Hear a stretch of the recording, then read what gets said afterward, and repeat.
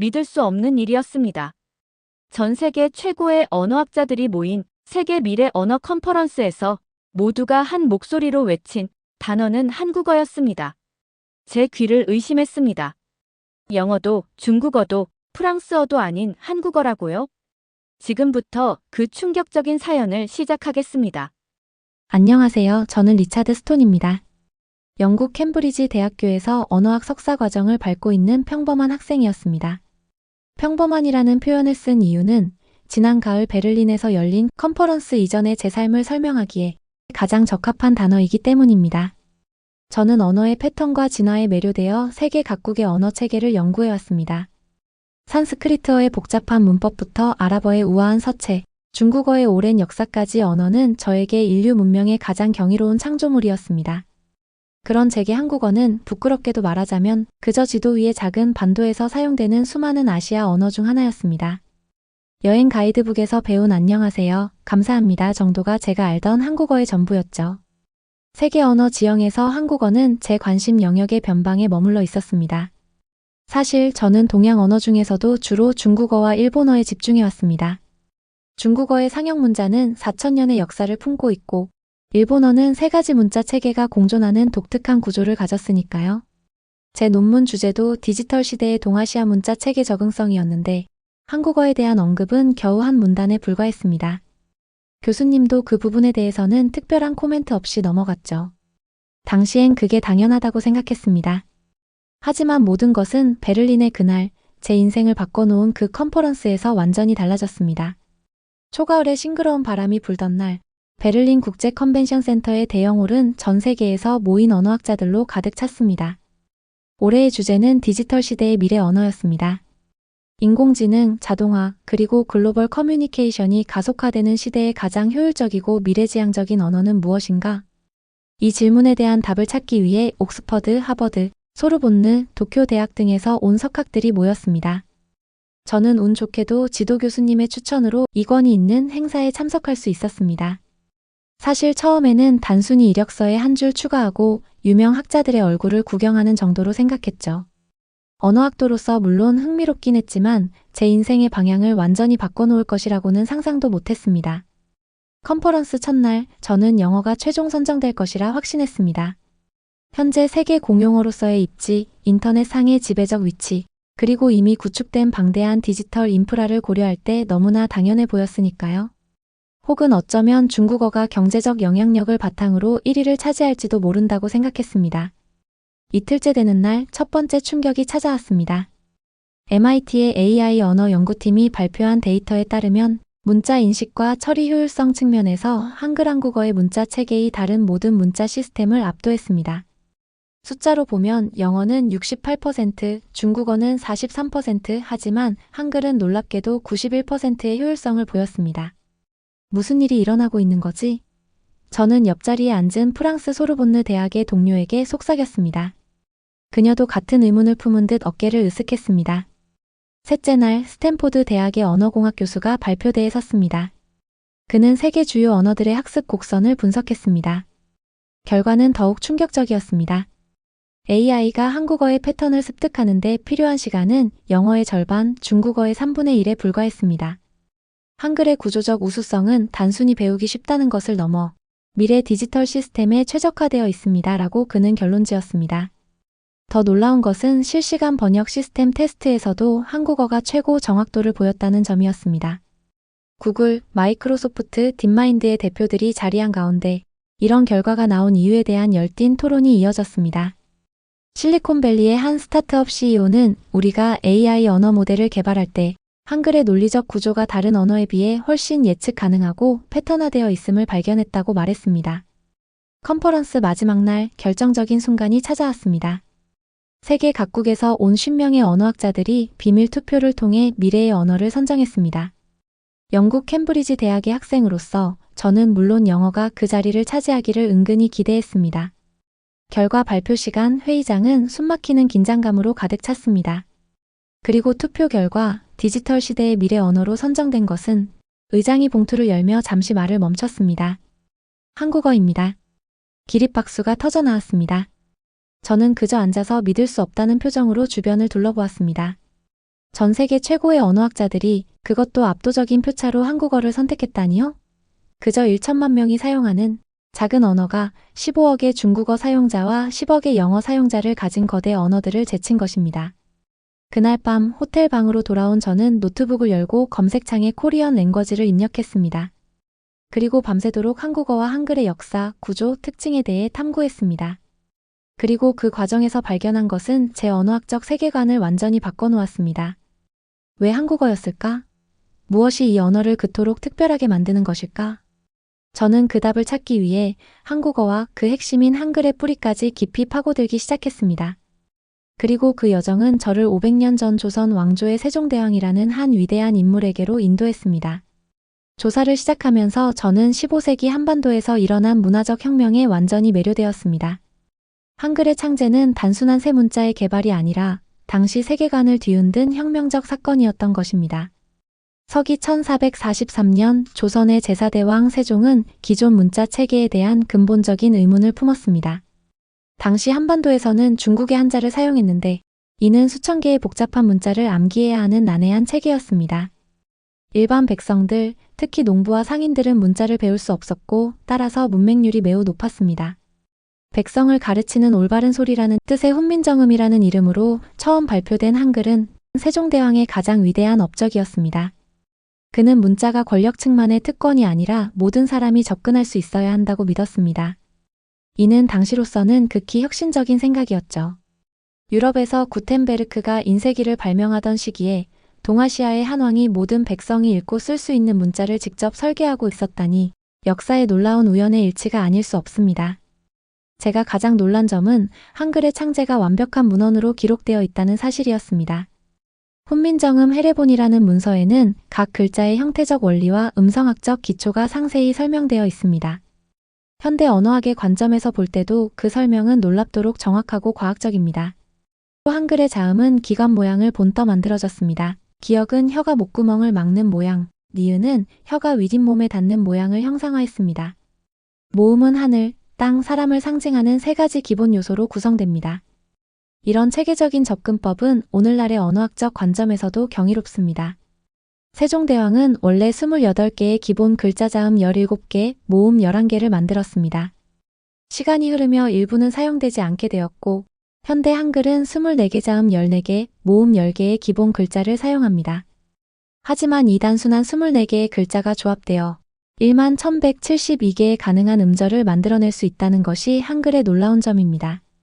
그것도 완전히 논리적이고 예측 가능한 방식으로 말이죠. 한글의 또 다른 특별한 점은 블록 구조입니다. 알파벳이 일렬로 나열되는 라틴 문자나 아랍 문자와 달리 한글은 자음과 모음을 결합해 하나의 음절 블록을 형성합니다. 예를 들어 한이라는 글자는 히읗, 아, 니은이라는 세 개의 기본 요소가 하나의 시각적 단위로 결합된 것입니다. 이 구조는 시각적 인식 속도를 높이고 단어 경계를 명확히 하며 공간을 효율적으로 활용합니다. 컴퓨터 화면이나 모바일 기기처럼 제한된 공간에서 정보를 표시해야 하는 디지털 시대에 이러한 특성은 엄청난 장점으로 작용합니다.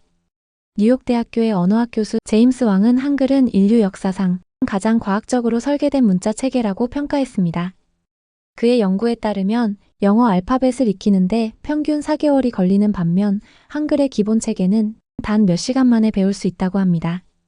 실제로 한국에는 현명한 사람은 아침에 한글을 배워 저녁에는 바보라도 열흘이면 배울 수 있다라는 속담이 있습니다. 이는 과장이 아니라 한글의 논리적 구조 덕분에 가능한 실제 학습 곡선입니다. 하지만 한글의 진정한 가치는 단순히 배우기 쉽다는 점을 넘어섭니다. 가장 인상적인 것은 그 정확성입니다. 한글은 세계에서 가장 음성학적으로 정확한 문자 중 하나로 평가받습니다. 영어에서는 레드라는 단어가 문맥에 따라 리드 또는 레드로 발음될 수 있지만 한글에서는 모든 글자가 일관된 발음 규칙을 따릅니다. 이러한 특성은 음성인식 소프트웨어나 텍스트 음성 변환 시스템에서 엄청난 장점으로 작용합니다. 캠브리지 대학의 언어공학 연구실에서 저는 다양한 언어의 텍스트 음성 변환 정확도를 비교하는 실험에 참여했습니다. 결과는 충격적이었습니다. 영어 텍스트의 자동 음성 변환 정확도가 79%인 반면 한글은 96%에 달했습니다. 이는 한글의 표음적 정확성과 논리적 일관성 덕분입니다. 왕조시대의 왕이 직접 문자를 창제한 것은 인류 역사상 유례가 없는 일입니다. 대부분의 문자 체계는 수백 년에 걸쳐 자연스럽게 진화했거나 특정 문화나 종교 집단에 의해 개발되었습니다. 하지만 한글은 처음부터 과학적 원리에 따라 계획적으로 설계되었습니다. 이것은 마치 15세기에 누군가가 현대 언어학적 지식을 가지고 있었던 것처럼 놀라운 일입니다. 그러나 한글이 처음부터 환영받은 것은 아니었습니다.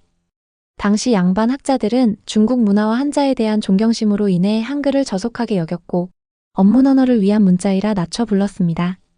세종대왕 사후에는 한글 사용이 공식적으로 제한되기도 했습니다. 하지만 민중들 사이에서 한글은 계속 사용되었고 결국 20세기에 이르러 한글은 한국의 민족 정체성의 상징이 되었습니다. 특히 일제강점기 1910년에서 1945년 동안 한글은 민족 저항의 상징이 되었습니다. 일본 제국은 한국인들에게 일본어 사용을 강요했지만 많은 한국인들은 비밀리에 한글을 가르치고 배웠습니다. 이 시기에 한글은 단순한 문자를 넘어 문화적 자존심과 정체성의 보루가 되었습니다.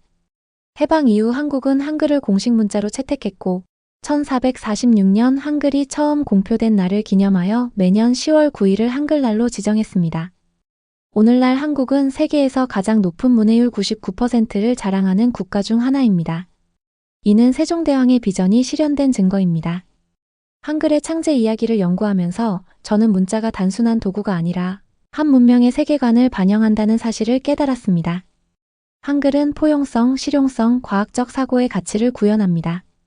그리고 500년이 지난 오늘날 이러한 가치들은 디지털 혁명 시대에 더욱 중요해졌습니다. 인류 역사상 가장 과학적으로 설계된 문자 체계인 한글.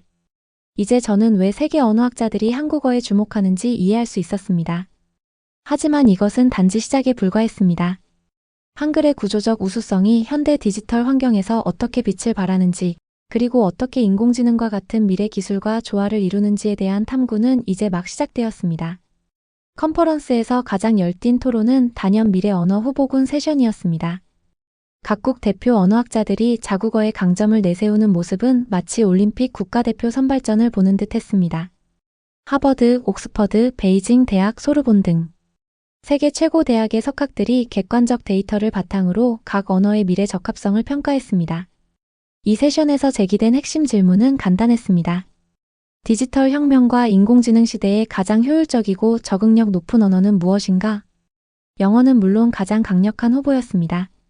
옥스퍼드 대학의 마이클 존슨 교수는 현재 글로벌 비즈니스, 과학 연구, 인터넷 콘텐츠의 절대적 비중을 차지하는 영어의 입지는 확고하다고 주장했습니다. 실제로 영어는 전 세계 웹사이트의 약 60%를 차지하며 국제 학술 저널의 95% 이상이 영어로 출판됩니다. 또한 전 세계 약 20억 명이 영어를 제1언어 또는 제2언어로 사용하고 있어 가장 널리 통용되는 언어라는 점도 큰 강점이었습니다. 하지만 존슨 교수조차 영어의 심각한 약점을 인정할 수밖에 없었습니다. 영어는 철자와 발음 사이의 불일치가 너무 심각합니다. 도, 수루, 터프, 서로를 보세요. 이런 비일관성은 자동화 시스템에 큰 부담을 줍니다. 실제로 영어의 불규칙한 철자법은 영어 원어민 아이들도 평균 4년이 지나야 제대로 습득할 수 있습니다.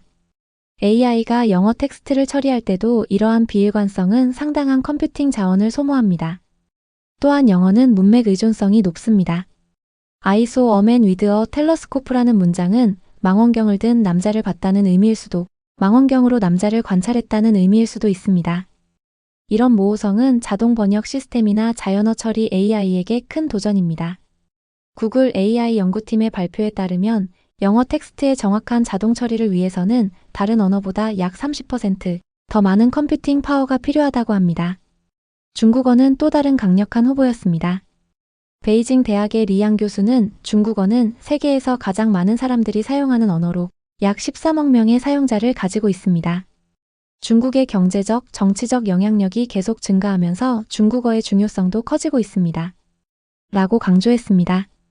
또한 중국어는 수천 년의 역사를 가진 풍부한 문화적 유산을 담고 있습니다. 그러나 중국어 역시 심각한 약점을 가지고 있었습니다. 가장 큰 문제는 문자 체계의 복잡성입니다. 기본적인 문해력을 갖추기 위해서는 최소 3,000에서 4,000개의 한자를 암기해야 합니다. 이는 평균적인 사람에게 수년간의 집중적인 학습을 요구합니다. 인공지능에게도 수만 개의 고유 문자 인식은 엄청난 부담입니다. 실리콘밸리의 AI 개발자들은 이미지 인식 알고리즘을 훈련시킬 때 중국어가 가장 많은 컴퓨팅 리소스를 소모한다고 보고했습니다. 또한 중국어의 성조 체계는 음성 인식과 합성에 큰 도전입니다. 바이두 AI 연구소의 데이터에 따르면 중국어 음성 인식의 정확도는 영어보다 약 15% 낮다고 합니다. 이러한 복잡성은 중국어를 글로벌 자동화 시스템에 통합하는 데 심각한 장벽으로 작용합니다. 스페인어는 발음과 철자 사이의 일관성, 문법의 규칙성 등에서 높은 점수를 받았습니다. 마드리드 대학의 페르난데스 교수는 스페인어는 라틴어에서 파생된 언어 중 가장 체계적이고 논리적이라고 주장했습니다. 또한 약 5억 명이 사용하는 글로벌 언어로서의 입지도 강점입니다. 그러나 스페인어는 문법적 성명사가 남성 또는 여성, 복잡한 동사 변화, 그리고 지역적 변이가 많다는 단점이 있습니다. 특히 명사의 성별 구분은 AI 시스템에게 불필요한 복잡성을 추가합니다. 왜 테이블은 여성이고 책상은 남성인가요? 이런 임의적 분류는 언어 처리에 큰 부담을 줍니다. 라고 MIT의 언어 AI 전문가 샤론 리 박사는 지적했습니다. 아랍어, 힌디어, 러시아어 등 다른 주요 언어들도 각각 강점과 약점이 분석되었지만 대부분 문자 체계의 복잡성, 문법적 예외의 과다, 방언의 다양성 등이 미래 언어로서의 적합성을 떨어뜨리는 요인으로 지적되었습니다. 이런 맥락에서 한국어가 주목받기 시작했습니다. 서울대학교의 김지원 교수는 한국어는 표현 문자인 한글 덕분에 학습, 용이성, 디지털 처리 효율성, 그리고 음성학적 정확성이라는 세 마리 토끼를 모두 잡은 언어라고 설명했습니다. 그의 프레젠테이션은 컨퍼런스의 전환점이 되었습니다. 김 교수가 보여준 데이터는 놀라웠습니다. 한글은 24개의 기본 문자만으로 11,172개의 가능한 음절을 표현할 수 있습니다. 이는 픽셀 기반 디스플레이에서 최소한의 문자 세트로 최대한의 표현력을 가진다는 의미입니다. 또한 한글의 블록 구조는 화면에 제한된 공간을 효율적으로 활용합니다. 스탠포드 대학의 시각적 인지 실험에서 동일한 내용의 텍스트를 다양한 언어로 표시했을 때 한글로 표기된 텍스트가 가장 빠르게 인식되었다고 합니다. 음성 인식 측면에서도 한국어는 뛰어난 성능을 보였습니다. 구글의 음성 인식 엔진 테스트에서 한국어의 정확도는 96%로 영어 89%와 중국어 83%를 크게 앞섰습니다. 이는 한글의 철자와 발음 사이의 높은 일치도 덕분입니다. 한글은 표현 문자 중에서도 특히 음성학적 정확성이 뛰어납니다. 각 글자가 구체적인 발음 위치와 방법을 반영하기 때문이죠. 라고 음성학 전문가인 UCLA의 패트릭 스미스 교수는 설명했습니다. 또한 한국어는 문법적으로도 효율적인 특성을 가지고 있습니다. 조사와 어미의 체계적인 사용은 언어의 경제성을 높입니다. 영어에서 여러 단어로 표현해야 하는 복잡한 관계나 뉘앙스를 한국어에서는 한두 개의 조사나 어미로 정확하게 전달할 수 있습니다. 이는 데이터 압축의 원리와 유사합니다. 최소한의 기호로 최대한의 정보를 전달하는 것이죠. 한국어는 마치 언어학자들이 디지털 시대를 위해 설계한 언어 같습니다. 라고 MIT의 언어공학 교수 마크 톰슨은 말했습니다. 문자 체계의 논리성, 발음의 일관성, 그리고 문법의 체계성 모두 컴퓨터 알고리즘이 처리하기에 이상적입니다.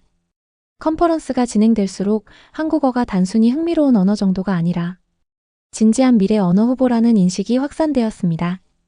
특히 인공지능, 음성인식, 자동 번역 분야의 전문가들 사이에서 한국어에 대한 관심이 급증했습니다. 마지막 날 각 언어의 강점과 약점을 종합 평가한 결과가 발표되었습니다. 놀랍게도 한국어는 학습 용이성, 디지털 처리 효율성, 음성 인식, 정확도, 공간 효율성 등 거의 모든 범주에서 최상위 점수를 받았습니다.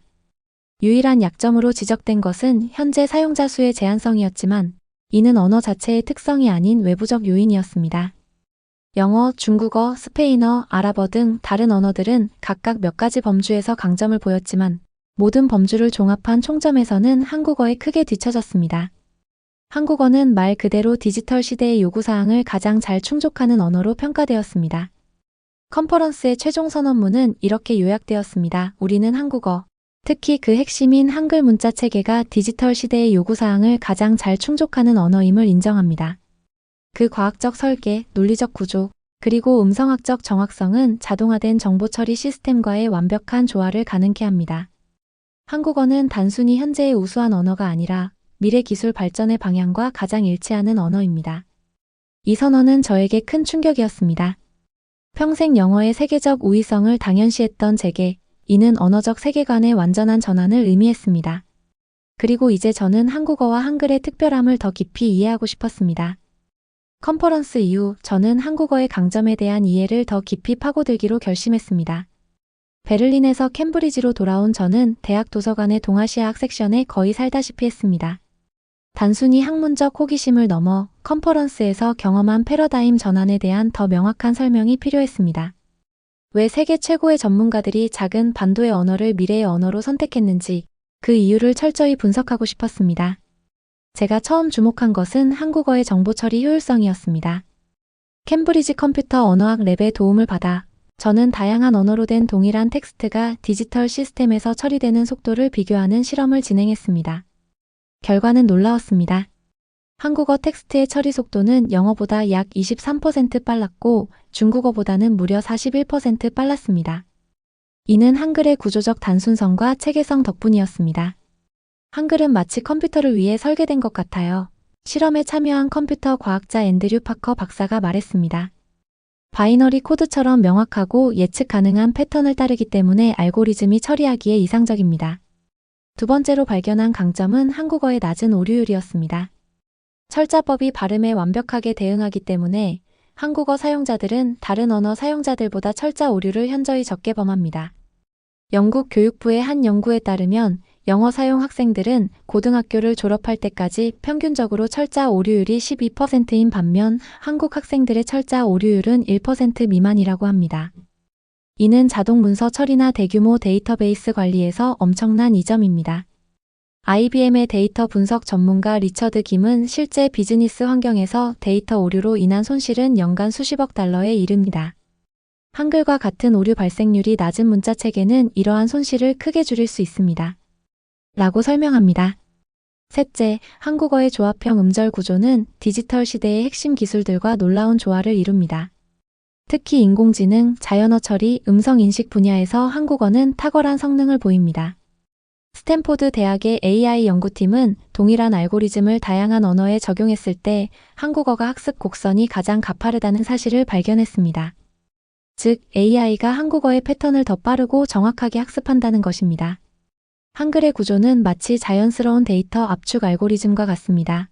AI 연구자 제니퍼 리는 설명합니다. 최소한의 기본 요소 자음과 모음과 체계적인 규칙에 따라 결합되어 최대한의 표현을 가능하게 합니다. 이는 현대 머신 러닝 알고리즘이 효율적으로 작동하는 방식과 놀랍도록 유사합니다. 넷째, 한국어는 음성 인식 기술에 특히 적합합니다. 음성 인식은 자율주행차, 스마트홈, 가상비서 등 미래 기술의 핵심 인터페이스입니다. MIT 음성공학연구소의 데이터에 따르면 동일한 음성 인식 알고리즘으로 테스트했을 때 한국어의 인식 정확도는 영어보다 17%, 중국어보다 24% 높았습니다. 이는 한글이 실제 발음과 매우 밀접하게 연결되어 있기 때문입니다. 각 자음은 특정 조음 위치 입술, 혀, 목구멍 등을 명확하게 나타내고 모음은 발음 방법을 정확히 반영합니다.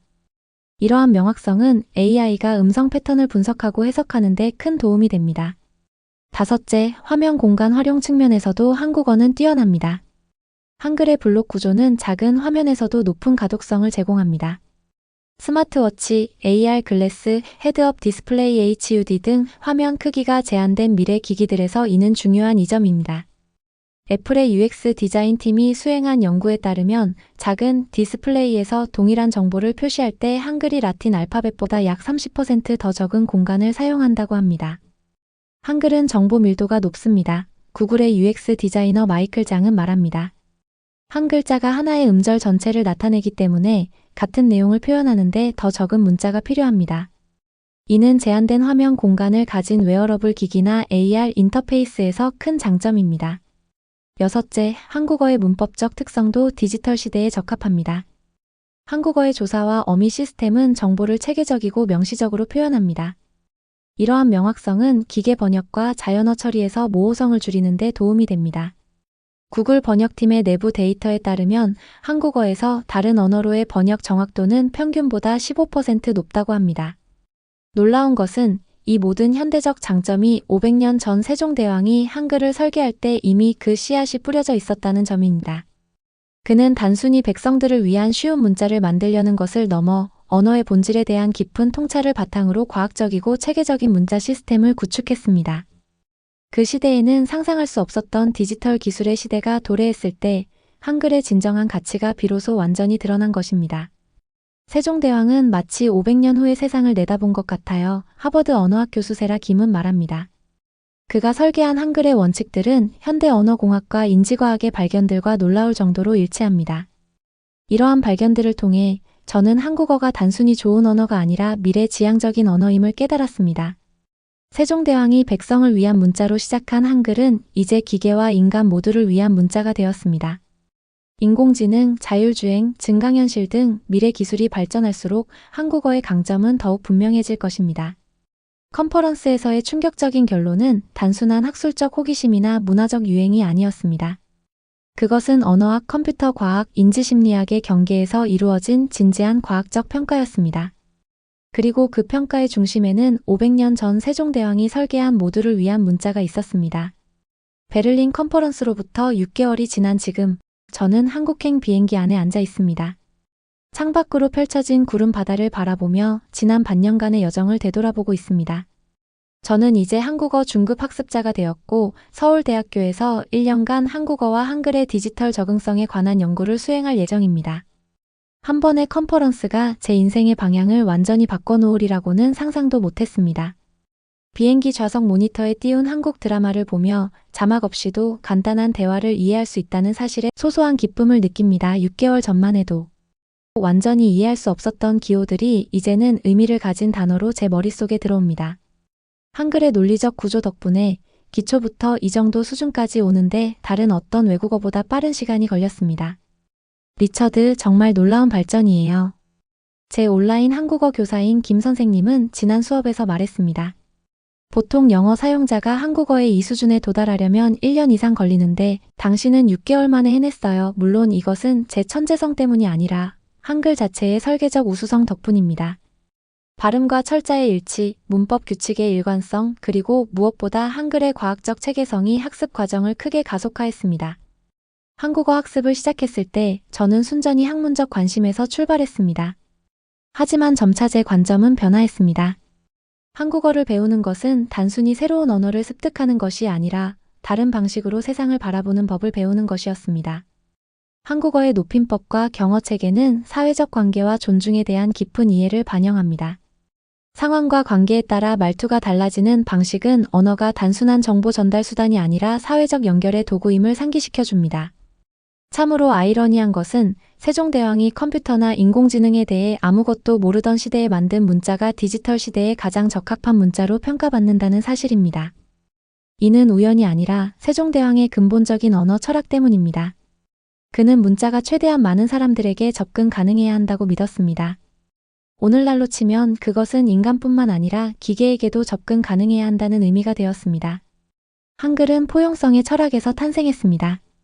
서울대학교 언어학과 박 교수는 저와의 화상 인터뷰에서 말했습니다. 세종대왕은 지식과 문해력이 특권층만의 전유물이 아니라 모든 사람이 접근할 수 있어야 한다고 믿었습니다. 오늘날의 디지털 민주화와 정보 접근성 확대라는 가치와 놀랍도록 일치하지 않나요? 정말 그렇습니다. 500년이라는 시간을 뛰어넘어 한글의 철학은 현대 기술 발전의 방향과 완벽하게 조화를 이룹니다. 포용성, 접근성, 효율성 이것들은 세종대왕의 시대에도 그리고 오늘날 디지털 혁명의 시대에도 여전히 중요한 가치입니다. 한 가지 흥미로운 역사적 우연은 한글이 공식적으로 창제된 1443년이 구텐베르크가 인쇄기를 발명한 시기와 거의 일치한다는 점입니다. 동서양에서 동시에 정보혁명이 일어난 것입니다. 구텐베르크의 인쇄기가 서양에서 지식의 민주화를 가져왔듯이 한글은 동아시아에서 문해력의 확산을 가져왔습니다. 그리고 지금 우리는 또 다른 정보혁명의 한가운데 있습니다. 디지털 혁명과 인공지능의 시대입니다. 이 새로운 혁명 시대에 한글은 다시 한번 그 가치를 증명하고 있습니다. 현대 한국의 디지털 성공도 부분적으로는 한글의 강점에 기인한다고 볼 수 있습니다. 세계에서 가장 높은 인터넷 보급률과 디지털 리터러시를 자랑하는 한국은 기술 혁신의 최전선에 서 있습니다. 물론 이것이 전적으로 한글 덕분이라고 말할 수는 없지만 언어의 특성이 디지털 적응에 영향을 미친다는 것은 부정할 수 없는 사실입니다.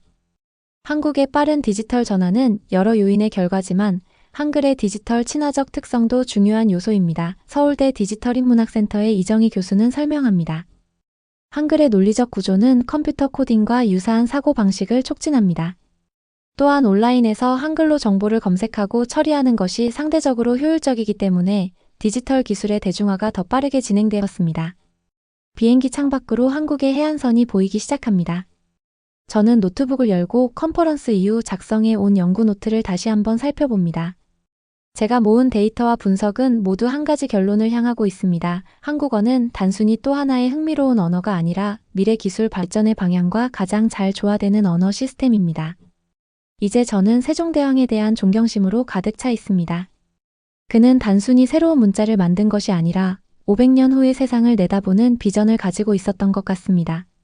그의 창조물인 한글은 시대를 넘어 그 가치를 증명하고 있습니다. 인쇄 시대에는 누구나 쉽게 배울 수 있는 문자로, 디지털 시대에는 컴퓨터와 AI가 효율적으로 처리할 수 있는 문자로 말입니다. 한국에 도착하면 저는 세종대왕 동상을 방문할 계획입니다. 그의 업적에 경의를 표하고 제가 경험한 언어적 패러다임의 전환에 대해 감사를 전하고 싶습니다. 어쩌면 그는 알고 있었을지도 모릅니다. 자신이 만든 문자가 단순히 당대의 문제를 해결하는 것을 넘어 멀고 먼 미래에도 인류에게 봉사하게 될 것이라는 사실을 말입니다.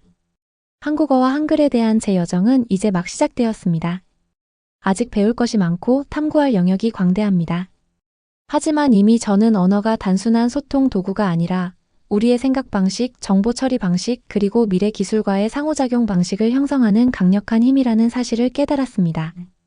여러분은 어떻게 생각하십니까? 한국어가 정말 미래의 언어가 될 수 있을까요? 인공지능과 자동화의 시대의 언어의 역할은 어떻게 변화할까요? 그리고 우리가 사용하는 언어가 우리의 사고방식과 기술 발전에 어떤 영향을 미칠까요? 댓글로 여러분의 생각을 공유해주세요. 인류 역사상 가장 과학적으로 설계된 문자 시스템인 한글과 그것을 창제한 세종대왕의 놀라운 성견지명에 대해 더 많은 사람들이 알게 되기를 바랍니다. 아마도 500년 전의 위대한 비전이 오늘날 우리 모두의 디지털 미래를 더 밝게 만들 수 있을 것입니다. 비행기가 인천국제공항에 착륙하기 시작합니다. 새로운 언어, 새로운 문화, 그리고 새로운 관점을 향한 제 여정은 이제 막 시작되려 합니다.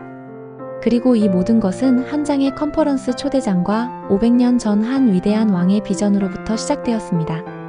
오늘의 사연은 여기까지입니다.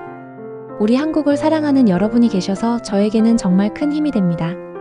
이야기가 여러분의 마음에 조금이라도 울림을 주었다면 구독과 좋아요 부탁드려요. 여러분의 따뜻한 댓글 하나하나가 저희에게는 큰 힘이 됩니다. 감사합니다.